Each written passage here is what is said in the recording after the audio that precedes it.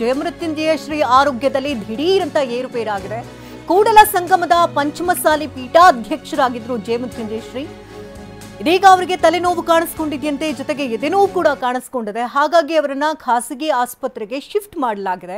ತುರ್ತು ನಿಗಾ ಘಟಕದಲ್ಲಿ ಸ್ವಾಮೀಜಿಗೆ ಚಿಕಿತ್ಸೆಯನ್ನ ಮುಂದುವರಿಸಲಾಗ್ತಾ ಇದೆ. ಇನ್ನು ಸಂಜೆ ಶ್ರೀಗಳ ಆರೋಗ್ಯದಲ್ಲಿ ಏರುಪೇರಾಗಿದೆ, ಜೊತೆಗೆ ಎದೆನೋವು ಬೇರೆ ಕಾಣಿಸಿಕೊಂಡಿದೆ, ತಲೆನೋವು ಕೂಡ ಕಾಣಿಸಿಕೊಂಡಿದೆ ಅನ್ನೋದ್ರ ಬಗ್ಗೆ ಮಾಹಿತಿ ಲಭ್ಯವಾಗ್ತಿದೆ. ಸದ್ಯದ ಅವರ ಆರೋಗ್ಯ ಸ್ಥಿತಿಗತಿಗಳು ಹೇಗಿದೆ, ಏನು ಅಪ್ಡೇಟ್ ಇದೆ?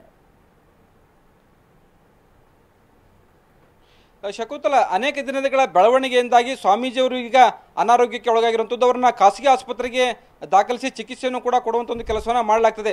ಏನು ಕಳೆದ 4-5 ದಿನಗಳಿಂದ ಮಠಕ್ಕೆ ಬೀಗ ಹಾಕಿರೋದು, ಬೀಗ ಹೊಡೆದಿರು ಸೇರಿದಂತೆ ಅನೇಕ ಘಟನೆಗಳು ಏನಾಗ್ತದವೆ. ಇದರಿಂದಾಗಿ ಅವರಿಗೆ ವಾಂತಿ ಭೇದಿ ಸೇರಿದಂತೆ ಕೆಲ ಆರೋಗ್ಯದ ಸಮಸ್ಯೆಗಳು ಕೂಡ ಉಂಟಾಗಿರುವಂಥದ್ದು. ಹೀಗಾಗಿ ಅವ್ರನ್ನ ಆಸ್ಪತ್ರೆಗೆ ದಾಖಲಿಸಿ ತುರ್ತು ನಿಗಾ ಘಟಕದಲ್ಲಿ ಚಿಕಿತ್ಸೆಯನ್ನು ಕೂಡ ಕೊಡಲಾಗ್ತದೆ. ಆದರೆ ಮತ್ತೊಂದು ಕಡೆ ಇದಕ್ಕೂ ಕೂಡ ಪ್ರತಿಕ್ರಿಯೆ ನೀಡಿದಂತಹ ವಿಜಯಾನಂದ ಕಾಶ್ಯಪ್ನವರು, ಸ್ವಾಮೀಜಿಯವರು ಪ್ರಚಾರ ಪ್ರಿಯರಿದ್ದಾರೆ, ಈ ಪ್ರಚಾರದ ಒಂದು ಉದ್ದೇಶಕ್ಕೆ ಭಾಗವಾಗಿ ಈ ರೀತಿಯಾಗಿ ಒಂದು ಆಸ್ಪತ್ರೆ ಸೇರಿರಬಹುದು. ನಾನು ಮುಂಜಾನೆ ಅಷ್ಟೇ ಮಠದ ಭಕ್ತರಿಗೆ ಫೋನ್ ಮಾಡಿದ್ದೆ, ಅವಾಗ ಅವರು ವಾಕಿಂಗ್ ಮಾಡ್ತಾ ಇದ್ರು, ಆರೋಗ್ಯಯುತವಾಗಿದ್ರು. ಆದರೆ ದಿಢೀರ್ನ ಅವರ ಆರೋಗ್ಯದಲ್ಲಿ ಈ ರೀತಿಯಾಗಿ ಕಂಡು ಬರೋದು ನೋಡಿದ್ರೆ ಅವರ ಆರೋಗ್ಯದಲ್ಲೂ ಅಂದ್ರೆ ಅವರು ಸಾಕಷ್ಟು ಪ್ರಚಾರಕ್ಕೋಸ್ಕರ ಈ ರೀತಿಯಾಗಿ ಮಾಡ್ತಾರೆ ಅನ್ನೋ ಒಂದು ಮಾತುಗಳನ್ನು ಕೂಡ ವಿಜಯಾನಂದ ಕಾಶ್ಯಪ್ನವರು ಹೇಳ್ತಾ ಇರುವಂಥದ್ದು.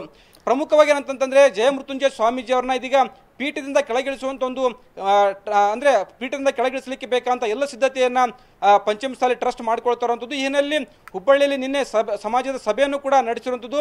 ಅವರಾಗೆ ಬಿಟ್ಟು ಹೋದ್ರೆ ಚೆನ್ನಾಗಿರ್ತದೆ, ಇಲ್ಲಾಂದ್ರೆ ನಾವೇ ಪರ್ಯಾಯವಾಗಿ ಒಂದು ವ್ಯವಸ್ಥೆಯನ್ನ ಮಾಡ್ಕೊಳ್ಳೋದ್ರ ಮುಖಾಂತರ ಅವ್ರನ್ನ ಮಠದಿಂದ ಕೆಳಗಿಳಿಸುವಂತ ಒಂದು ಎಲ್ಲ ಬೇಕಂತ ಸಿದ್ಧತೆಯನ್ನು ಕೂಡ ಪಂಚಮಸಾಲಿ ಸಮಾಜದ ಮುಖಂಡರು ಮಾಡಿಕೊಂಡಿರುವಂಥದ್ದು. ಧನ್ಯವಾದ ಸಂಜಯ್, ತಮ್ಮ ಅಪ್ಡೇಟ್ ಮಾಹಿತಿಗಾಗಿ.